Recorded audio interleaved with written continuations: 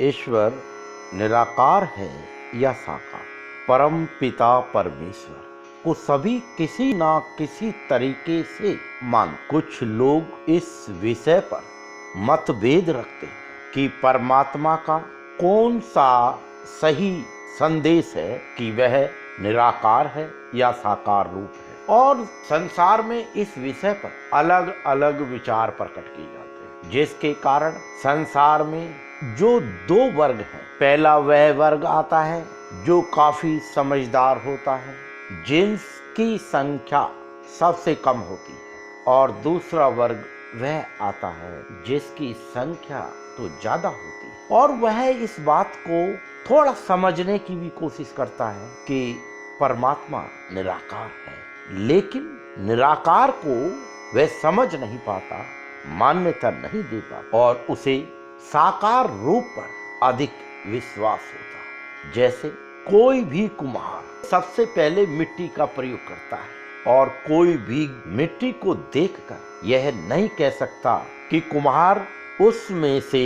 किस रूप का आकार देगा, क्योंकि कुम्हार उस मिट्टी के प्रयोग से आवश्यकता अनुसार रूप देगा। अब वह मिट्टी से दीपक बना सकता है, मूर्तियां बना सकता है, अच्छे अच्छे रूपों की सुंदर सुंदर छोटी या बड़ी आकृति की मूर्ति बना सकता है। लेकिन जो भी कुम्हार ने मिट्टी से रूप देकर एक आकृति का निर्माण किया है, वह रूप कुछ समय तक ही रहता है, क्योंकि संसार का यह नियम है कि संसार परिवर्तनशील है, और संसार को परिवर्तनशील बने रहने के लिए हमेशा नए नए साकार रूप की आवश्यकता है। इसलिए देखने को मिलता है जैसे जैसे समय बीतता है, कुम्हार के हाथों से बनी मिट्टी की मूर्तियों की रूप और सज्जा का आकर्षण हमेशा बदलता रहता है, लेकिन कोई भी रूप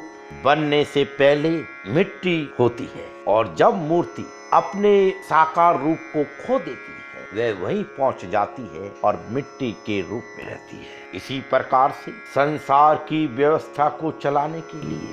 परमात्मा किसी ना किसी रूप के अंदर धरती पर अवतार ले लेते हैं, और जिस समस्या के समाधान के लिए वह अवतार लेकर आते हैं, उस समस्या का समाधान करते ही वह संसार के उस रूप को संसार में त्याग कर अपने उसी आकार में, उसी निराकार में, शक्ति में मिल जाते हैं। लेकिन इतनी छोटी सी बात को समझने के लिए कई बार वाद विवाद बना रहता है, और जब वाद विवाद ज्यादा हो जाता है, किसी रूप को मानने वाले उस रूप को छोड़कर किसी और रूप को मानने लग जाते हैं, और जब दूसरे रूप को मानने लगते हैं तो वहां पर भी विवाद हो जाता है, और साकार रूप को लेकर हमेशा विवाद होता ही रहता है, क्योंकि किसी भी संगठन में किसी एक को सदा के लिए अपना मुखिया मानने के पीछे मतभेद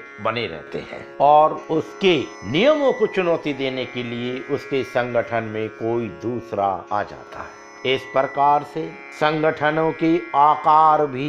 नए नए नाम से बढ़ते चले जाते हैं, और साकार रूप को नए नए तरीके से अलग अलग धर्मों के रूप में मानने लग जाते हैं। जबकि सब जानते हैं कि सृष्टि के आरंभ में मानव जाति बहुत छोटी संख्या में थी, लेकिन धीरे धीरे जैसे जन समूह बढ़ता गया, और जहाँ जन समूह होता है वहाँ विचारों की लड़ाई निश्चित होती है, और अपने अपने विचारों को महान बताने के लिए सबने अपने अपने रूपों का नया नया निर्माण कर लिया। नया नया जब निर्माण हो गए तो सभी अपने अपने रास्ते को महान बताने लग गए। इस प्रकार से साकार रूप को पूजने का चलन चलता चला गया, लेकिन सभी जानते हैं, सभी मानते हैं कि जो सत्य है वह सबको स्वीकार करना पड़ता है। किसी भी धर्म को मानने वाले, किसी भी साकार रूप को पूजने वाले जब भी अपने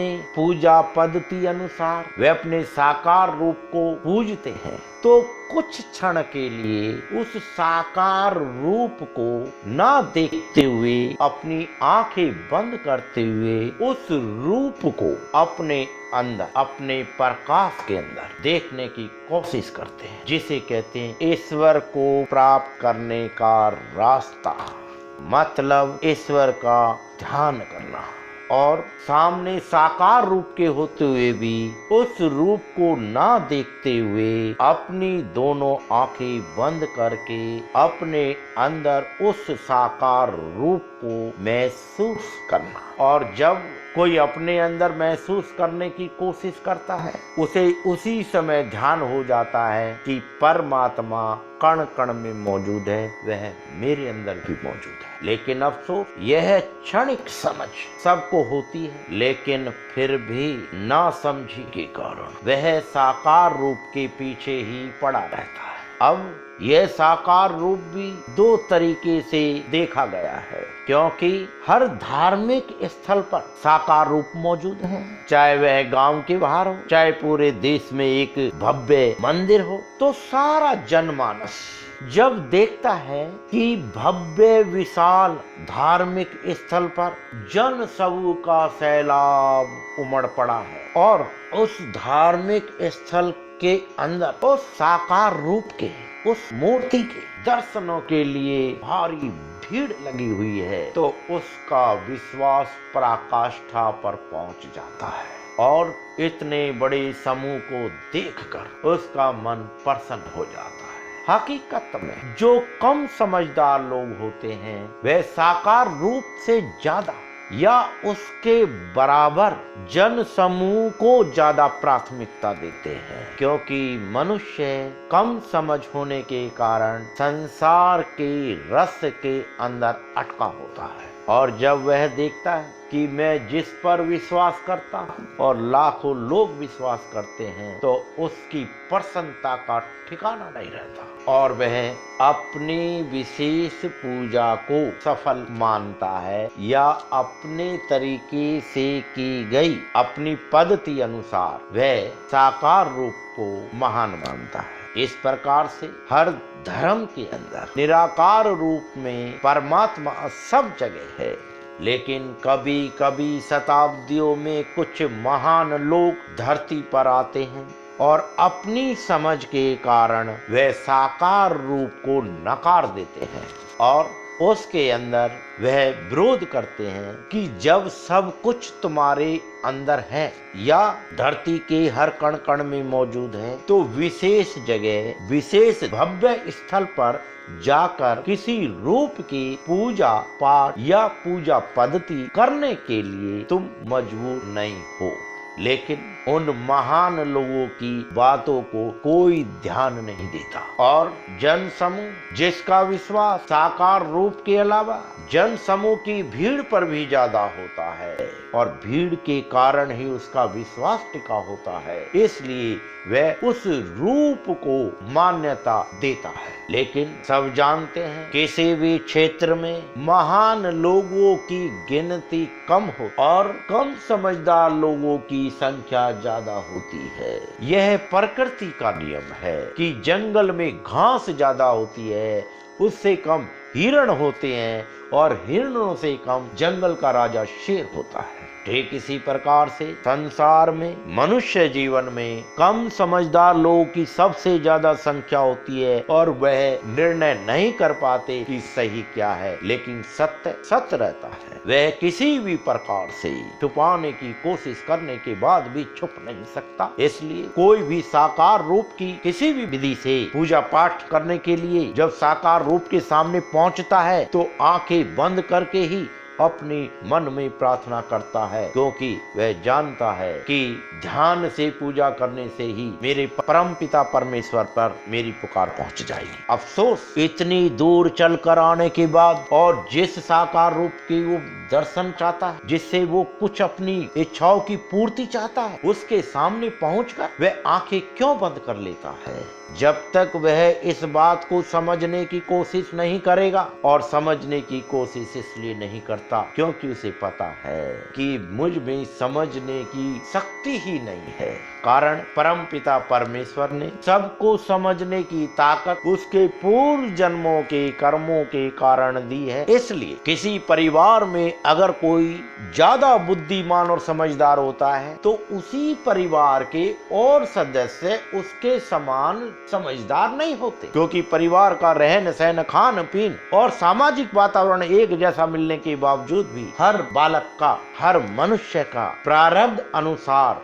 जीवन में प्रभाव अलग अलग होता है। इसीलिए बुद्धिमान पिता के घर में सभी बच्चे बुद्धिमान पैदा नहीं होते और कम समझदार के घर में भी कभी कभी बुद्धिमान संतान पैदा हो जाती है। इसलिए निराकार और साकार रूप पर समझने के लिए, उस पर विश्वास बनाए रखने के लिए पुण्य कर्मों की आवश्यकता होती है। और जो बुद्धिमान होते हैं वह चाहते हैं कि संसार के सभी लोग उस शक्ति को समझें जहां से साकार रूप का निर्माण हुआ है। लेकिन समझने की जब स्थिति होती ही नहीं है तब कम समझदार लोग कहते हैं इसकी बातें तो बड़ी अच्छी लगती है पर क्या करें, हम कर नहीं पाते। और जब भी कम समझदार साकार रूप की पूजा करते हैं या अपना उत्सव मनाते हैं तो उनको अकेले पूजा पाठ करने में कभी आनंद नहीं आता और वह जन समूह के अंदर अपनी पूजा पाठ करने में आनंद महसूस करते हैं, क्योंकि कम समझदार लोग संसार के रस में अटके रहते हैं और किसी भी धार्मिक आयोजन के अंदर जन समूह की उपस्थिति इसी कारण से होती है कि ईश्वर तो कण कण में है पर उन्हें अपने पर ही विश्वास नहीं है, क्योंकि उनका मन लगता ही नहीं है। और जन समूह के साथ पूजा पद्धति में उनका मन लगता है और वहां पर सबके बीच में होते हुए भी वह आंख बंद करके निराकार के सामने ही एक क्षण के लिए ही सही उसको महसूस करना चाहते हैं। इसलिए संसार में कम समझने वाले साकार रूप को मानते हैं और सब जानते हैं कि महानायक ज्यादा समझदार कम होते हैं और वे हमेशा निराकार से ही अपना संबंध बनाने की कोशिश करते हैं। इसलिए वो एकांत पसंद करके ध्यान मगन रहकर निराकार से अपने आनंद को महसूस करते हैं। जय गुरुदेव।